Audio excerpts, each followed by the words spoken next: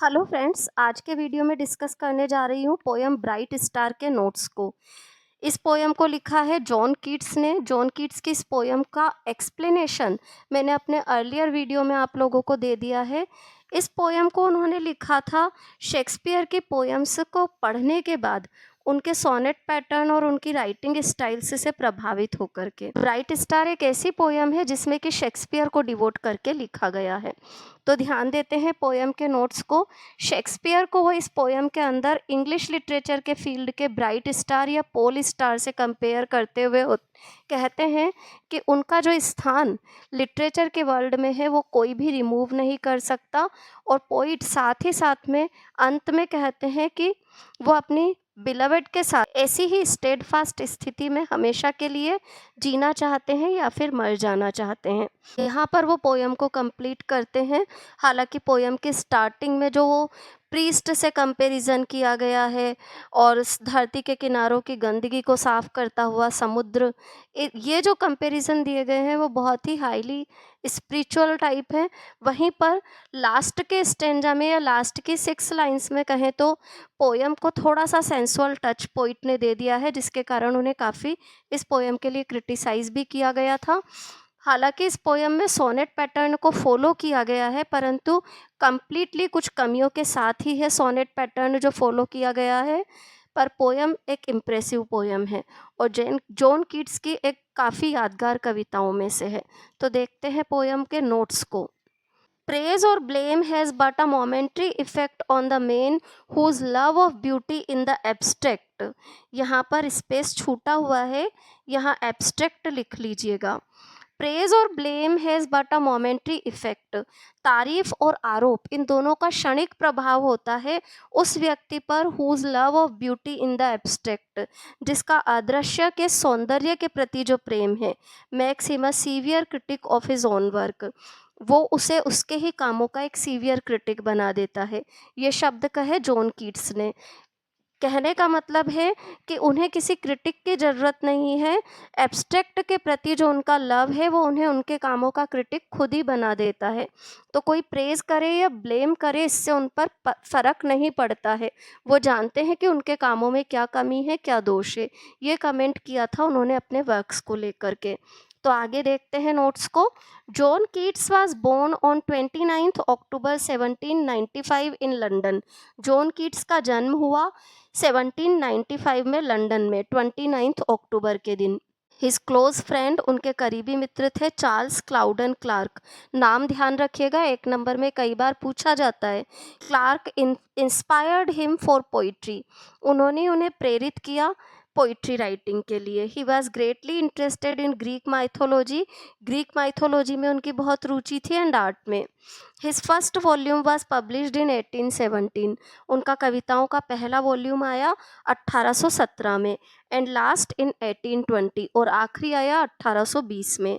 He was suffering from tuberculosis, उन्हें tuberculosis था। Shelley has written Adonais a famous elegy, Shelley ने एक famous elegy एडोनेज लिखी है। इस पर भी 1 नंबर में क्वेश्चन आता है कि शैले ने कौन सी पोयम कीट्स को समर्पित करके लिखी है। तो ध्यान रखिएगा एडोनेज लिखी है। टू पे होमेज टू कीट्स, कीट्स को समर्पित करके। Clarke also gave him a copy of Chapman's translation of Homer, Clarke ने उन्हें चैपमैन के ट्रांसलेशन ऑफ होमर की भी एक कॉपी दी। ये 1 नंबर में कई बार पूछा भी जाता है कि किसने उन्हें चैपमैन के ट्रांसलेशन ला करके दिए थे, तो वो थे चार्ल्स क्लाउडन क्लार्क। ध्यान रखिएगा। आफ्टर स्टडिंग के बाद होमर और लिखिए।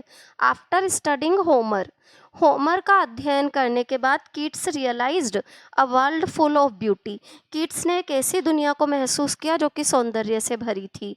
These feelings are expressed in on first looking into Chapman's Homer, और अपनी इस खुशी को उन्होंने कहाँ प्रकट किया है? On first looking into Chapman's Homer. These feelings are expressed in on first looking into Chapman's Homer, in feelings को एक्सप्रेस किया उन्होंने on first looking into Chapman's Homer के अंदर। Keats left 2 poems incomplete. Keats ने 2 कविताएं अधूरी छोड़ी, एक तो the ewe of Saint Mark और दूसरी हाइप्रियन। इन दोनों पोएम्स के नाम भी ध्यान रखिएगा। 1 नंबर में कई बार क्वेश्चन पूछा जाता है कि कौन से 2 वर्क उन्होंने अधूरे छोड़े थे या कौन सी पोएम्स उन्होंने अधूरी छोड़ी थी। तो एक तो थी the ewe of Saint Mark और दूसरी थी Hyperion. His genius can be seen more in his odes. उनकी प्रतिभा और भी ज़्यादा देखी जा सकती है उनके ओड्स के अंदर। Keats was a great lover of Shakespeare. Keats एक महान प्रेमी थे शेक्सपियर के। व्हेन ही रेड शेक्सपियर, जब उन्होंने शेक्सपियर को पढ़ा, ही वॉज ग्रेटली सेटिस्फाइड, तो वो बड़े संतुष्ट हुए। He has composed sonnets in Shakespearean style. उन्होंने शेक्सपियरियन स्टाइल में सोनेट्स लिखे। Bright star is also written. Bright star को भी इसी फॉर्म में लिखा गया है। Though there is a slight glimpse of Petrarchan form. Petrarchan form का हल्का सा झलक दिखता है। He is expressing his desire for ideal human love. वो प्रकट कर रहे हैं अपनी कामना को आदर्श मानवीय प्रेम के लिए। Poet is predicting his death in this sonnet. Poet उसकी मृत्यु की भविष्यवाणी कर रहे हैं इस सोनेट में। This becomes true in 1821।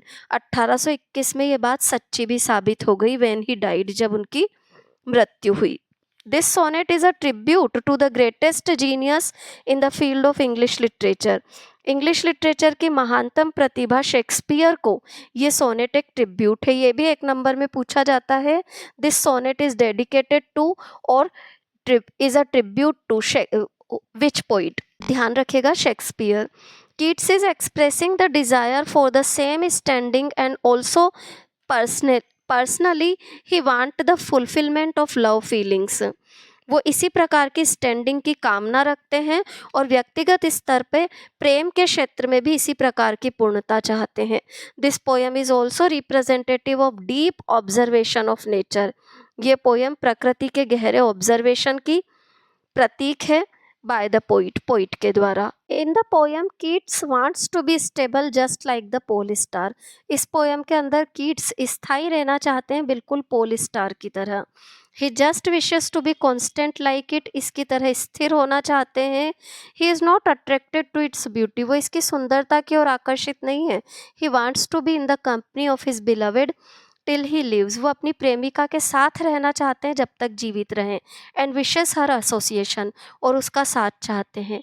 He says that the pole star is enjoying the beauty of the sea. वो कहते हैं कि पोल स्टार जो है वो समुद्र की सुंदरता को एंजॉय करता है with the rise and fall of its waves, इसकी लहरों के उत्थान पतन के साथ।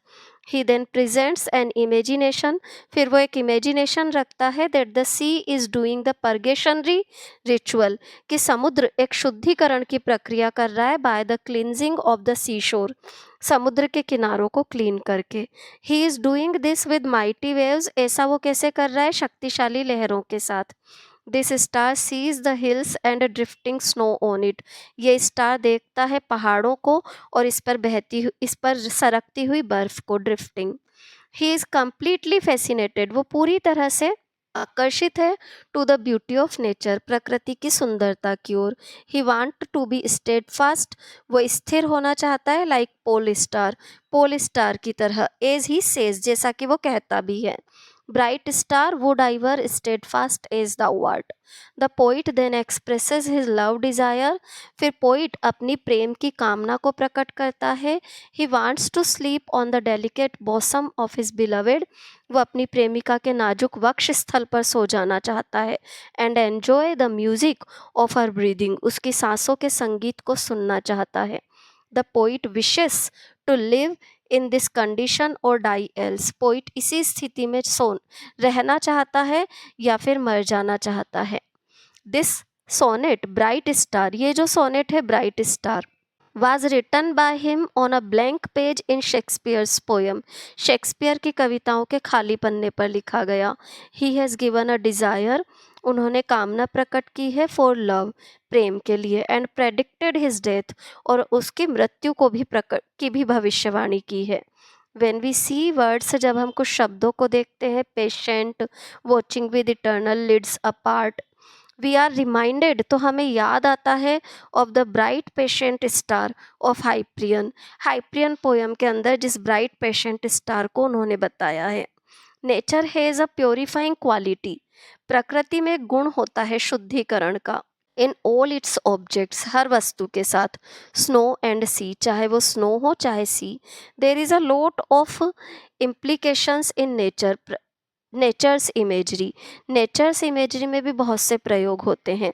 The long vowels and liquid consonants in the sonnet, long vowels हैं, लिक्विड कॉन्सोनेंट्स हैं सोनेट में, have an attractive sense of continuous motion, जो कि एक बहुत ही कंटिन्यूअस मोशन का आकर्षक भाव देते हैं। To convey the flow of water, पानी के प्रवाह को कन्वे करने के लिए, there is a swelling moment, एक उफान का सा भाव है in the fourth and fifth line, fourth और फिफ्थ लाइन में।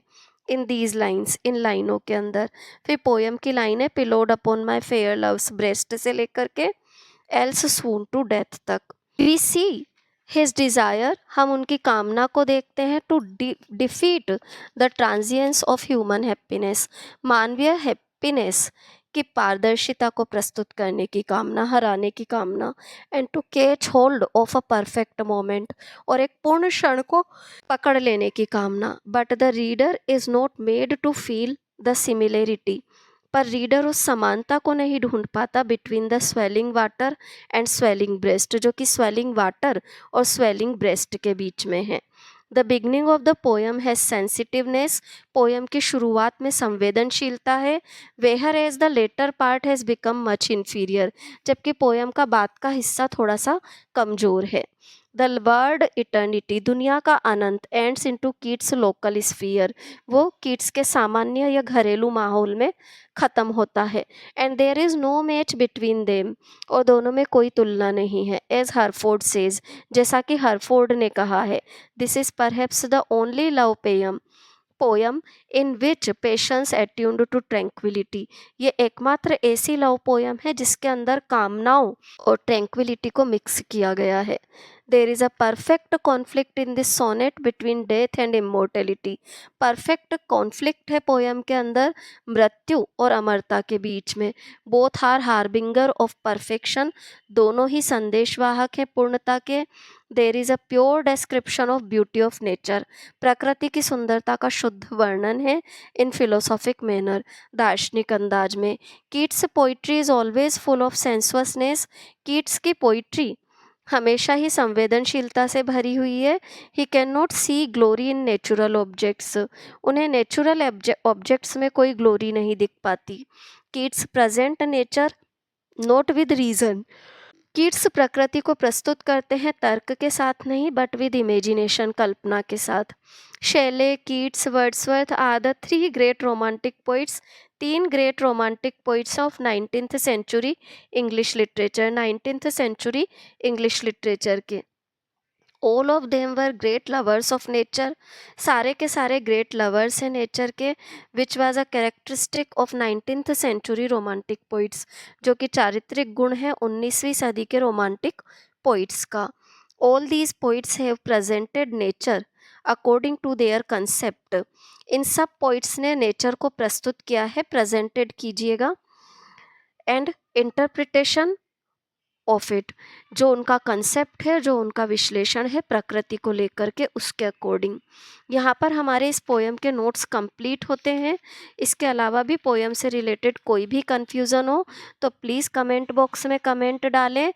पोयम के नोट्स को अच्छे से समझने के लिए हर बार आपसे एक ही गुजारिश रहती है कि पोयम को जा कर के पहले उसके एक्सप्लेनेशन को समझिए, और पोयम का एक्सप्लेनेशन जो है, जब वो आपको अच्छे से क्लियर होगा तो पोयम के नोट्स समझने और लर्न करने में आपको बिल्कुल भी दिक्कत नहीं आएगी। तो पोयम के एक्सप्लेनेशन के जो मेरे वीडियोज़ है वो मैं पहले ही डाल चुकी हूँ, तो कनेक्टेड रहिए। वीडियो अच्छा लगा हो तो चैनल को लाइक, सब्सक्राइब और शेयर ज़रूर करें। Thank you everyone.